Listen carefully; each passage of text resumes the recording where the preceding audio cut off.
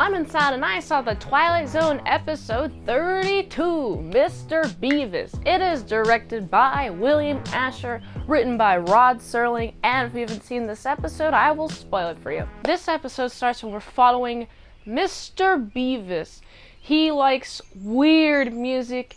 Every day he goes out and he's having a laugh with the children, he's playing ball with the children, and then he goes to his car, which doesn't really work. It kind of does, kind of doesn't, but it seems to be in not the best shape. But this guy is so happy. He has the most optimism for his life.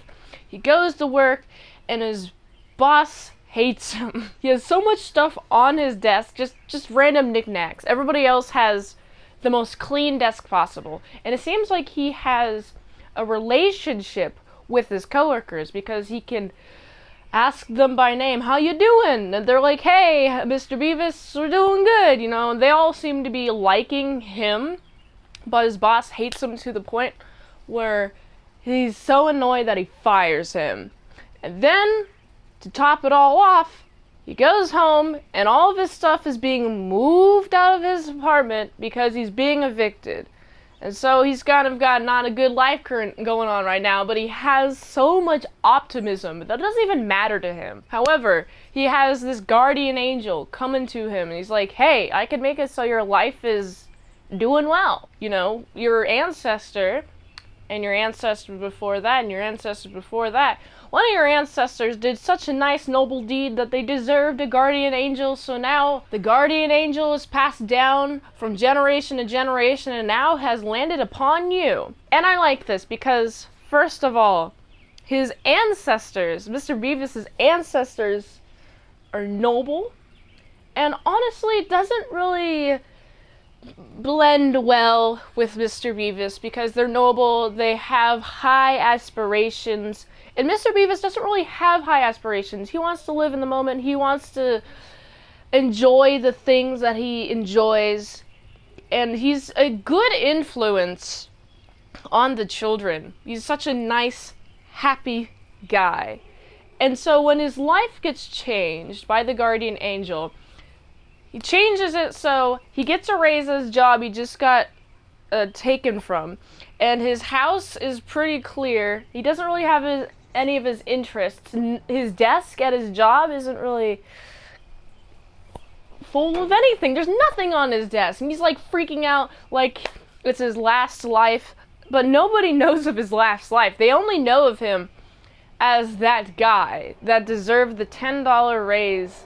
And apparently he's been doing so well at this company that his boss was like, I have to tell everyone that you got a raise because you did so well these last 11 months. On his old life, Mr. Bevis couldn't really keep a job. He had like 18 jobs in 11 months or 11 jobs in 18 months. He has a ton of jobs. Just so many jobs.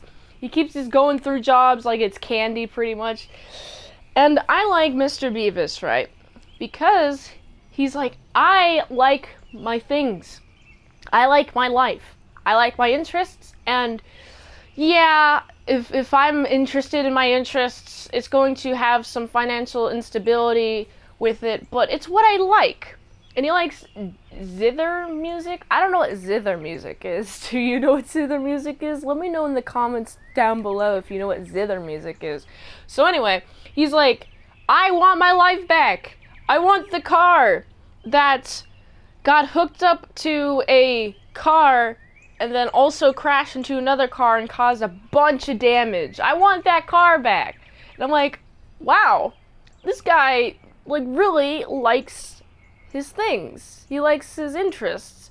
And to the point where he won't negotiate for another life that will benefit him so he can pursue his interests. And I find that to be admirable. Sooner or later, he will find at some point his interests to be useful. And he didn't have to compromise on his interests at all to have some sort of stable life. Have a stable job so he can stably pay his bills and stably being in the same boring life cycle, doing this and that just to pay the bills, just to do that, all this fun jazz. Not really fun at all. I feel for Mr. Bevis. I don't know if it's not empathy, it's not envy, but it's like an appreciation for him. I appreciate his strength and character, and I appreciate his optimism. Appreciate it so much so that even the guardian angel recognizes this. You're not happy?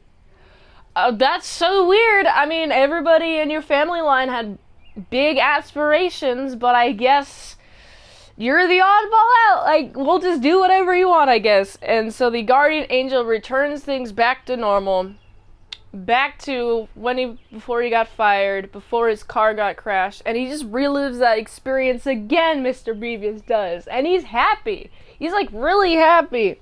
You know, it really hurt him to not be able to play football with the kids on the street, you know, and don't compromise yourself for money, for stability, for any sort of thing. Just stay true to yourself is what this episode taught me.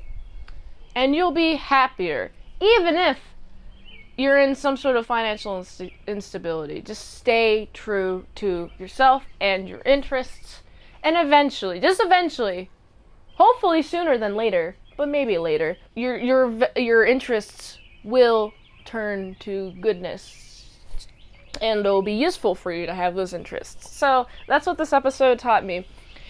It also taught me that I should be appreciative of my life, and you should too, because who knows? You could also have just lost your job, had your car crashed, they have no money of replacing, and also be evicted. And this guy has the most cheery outlook on life.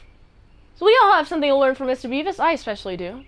I like this episode a lot. It has opened my mind to a new perspective, and Mr. Bevis is a good one. So I gotta give this episode, based on that alone, it's a solid, 7.8 out of 10. If you like this review, watch another one. The platform really likes that. If you want to fast track a movie review, you can do that for $20 redeemos at patreon.com/ASEPresents. And if you'd like to help support the daily grindiness of them daily movie reviews, go to this link tree, find the way you can help support the daily grind of all them daily movie reviews. So you can go here. And until next time, I've been Salad Saw. I'll see you later, my Sal croutons and bacon bits.